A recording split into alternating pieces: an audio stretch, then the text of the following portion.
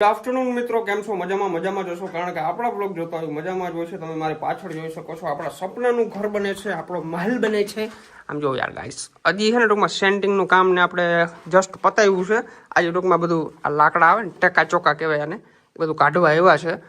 એટલામાં નીકળી ગયું છે, બહાર નીકળી ગયું છે, બહારની ઓસરીમાં. અને ટૂંકમાં આ રૂમમાં હજી કાઢવાનું બાકી છે. ઓહો, મારા દીકરાનો ઓળખ માતો નથી ગઈ. હે અમારે હવે છે ને બધું ભેરું જ કરવાનું હે, કામકાજ કઈ બાકી નથી રાખવાનું હે. બરાબર. ટીવી ક્યાં રાખવું આપણે? ટીવી તો ઓલું કેતો ખરી, જો ટીવી આઈ રાખવાનું હે. ટીવી મારાથી વડું હો. અચ્છા, હા, તારાથી વડું ટીવી હાલો. તો બહુ કઈ પનો હે ને ઓવડું ટીવી આવી જવું જોઈએ ને સામે હામાં સોફા જો. અચ્છા, અહીંયા સોફા. હા, સોફા અને બે રૂમમાં મસ્ત કબાટ મઢવા હે. હા, અને સેટી પણ કરાવી છે. બે સેટીયું, બે કબાટું, બાકી નિયણામાં કઈ ઘટે જ નહીં. એસી કયા રૂમમાં નાખવું બે આપણે? રૂમમાં એસી નાખ્યો. બે રૂમમાં? બે રૂમમાં. વાહ. કોઈ મહેમાન આવી જાય તો મહેમાન એમ ના થાય ને કે ભરતના રૂમમાં છે ને અમારા રૂમમાં નથી, એટલે એસી બે માં નાખવાની હે. અચ્છા. અને બીજા નંબરમાં કઈ ઘટવું ના જાય ને કલર તો મારા મનપસંદ જ નાખવાનો હે. એવું કલર તું કેવો કરો?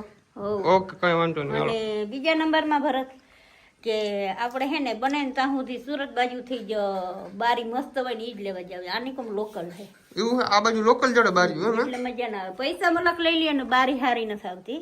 દરવાજા ને બારી હે ને ઈ તો મારે સુરત થી જો ઓર્ડર મારવો પડશે. ઓર્ડર મારવો પડશે. હા. વાહ. હવે તમે જો, હવે મકાનનું કામકાજ કેવું છે? હજી પીઓપી બાકી છે મમ્મી? આમાં તને ખબર? પીઓપી માં એવું છે, પીઓપી હે ને જો તને મજા આવે તો જ કરવાનું પડે. આમાં એવી મસ્તી ને કલર ને પૂરવાનો હે ને કઈ ઘટે નહીં. પીઓપી ને માથે ટક્કર દઈ જાય, પણ તારું મન હોય તો પીઓપી લગાડવાનું છે. પીઓપી તો જોયું મમ્મી. ઓ ગાઈસ, નાઈ ધોયો અને થઈ ગયો છું એકદમ ફ્રેશ, અને હું નીકળી ગયો છું જામનગર, કારણ કે હવે આપણે બ્રાન્ડ લોન્ચ કરવાની છે. બે દિવસમાં નહીં, લગભગ તો તમે આ વિડીયો જોતા હશો, કદાચ થઈ ગઈ હશે, કઈ નક્કી નથી. એવું બધું છે. વિડીયો ક્યારે અપલોડ કરું ને મને અંદાજો નથી. જાઉં છું મારી થાર ગાડી લઈને, વરના આપણે ઢાંકી દીધી છે, કારણ કે વાં આ બધી છે ને અહીંયા રાખું છું ગાડી મંદિરે, કારણ કે વાં આપણું બધું કામકાજ હાલે છે મકાનનું, એટલા માટે. તો કશું વાંધો નહીં, ચાલો નીકળી ફટાફટ. ફાઇનલી ગાઈસ, તમારો ભાઈ જામનગર પહોંચી ગયો છે, અને મનુ માટે આપણે પાણીપુરી પણ લઈ લીધી છે. આ પૂરી છે, इसके अंदर मसाला और पानी वगैरह सब कुछ है.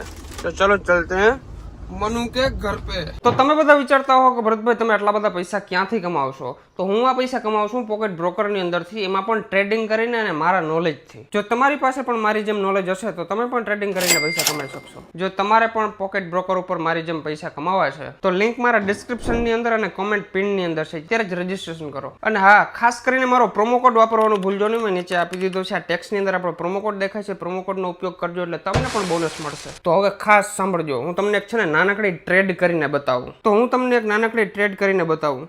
તો હું હવે 2000 નું ટ્રેડિંગ કરવાનો છું. તમે જોઈ લો, હું 7000 નું પ્રોફિટ કર્યો છું.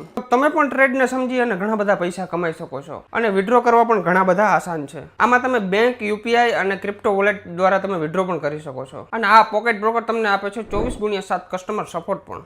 Good evening guys. તો કેમ છો બધા? મજામાં જશો, કારણ કે અમારા બ્લોગ જોતા બધા મજામાં જ હોય છે. આજે થોડોક મોડો બ્લોગ ચાલુ કર્યો છે, અને બર્ગર મંગાવ્યું છે. એ આવે છે ની રાહ જોઈ, ની આવે પછી અમે ખાવું.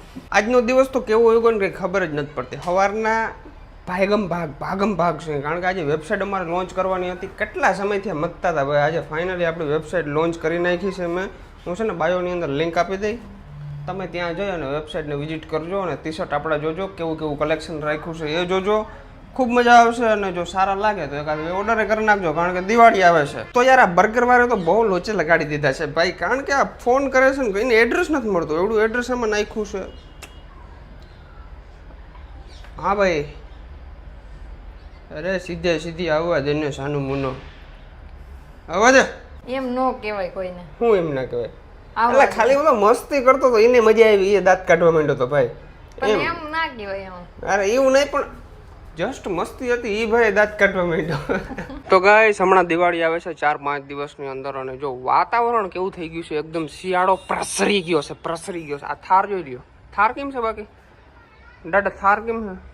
થાર દાદા સાંભળતા નથી. દાદા ચક્કર બક્કર મારવી કે જો મોરો આ દેવા ખોડ ના ફેર દાદા મગજની અંદર કહેતા હે કે આ પરજા હદરે હે નહીં. આપણા ભાઈ આપડા એવા હતા બર્ગર દેવા માટે. વાહ ભાઈ વાહ. અને આપડા ફેન નીકળ્યા યાર, હું તમને નતો કહેતો. હાલો ભાઈ, સેલ્ફી પાડવી છે ભાઈ, સેલ્ફી પાડવી.